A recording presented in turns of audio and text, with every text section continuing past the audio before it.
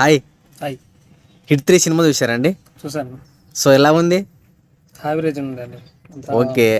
బాలే అంటే ఓకే, చూడొచ్చు ఒకసారి. సినిమాలో ప్లస్ పాయింట్ ఏంటండి?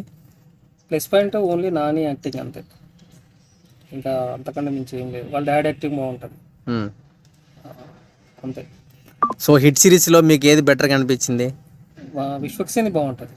ఆయన ఆ స్టోరీ కానీ యాక్టింగ్ కానీ అసలు చాలా బాగుంటుంది. కంపేరింగ్ 3 పెట్టుకుంటే 3తో 1 బాగుంటుంది.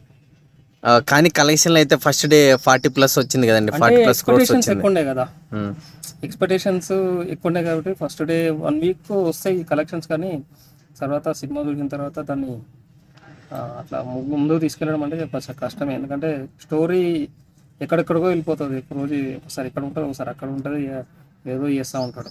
అంటే కంటిన్యూగా వెళ్ళదు, గ్యాప్ గ్యాప్ గ్యాప్ అట్లా వెళ్ళిపోయింది స్టోరీ మొత్తం. సో నాని ఈ సినిమాతో టైర్ 1 కేటగిరీలో యాడ్ అయినట్టేనా? యాడ్ అయినట్టే. స్టోరీ బాగాలేదు కానీ నాని యాక్టింగ్ సూపర్ ఉంది, చాలా బాగా చేశాడు.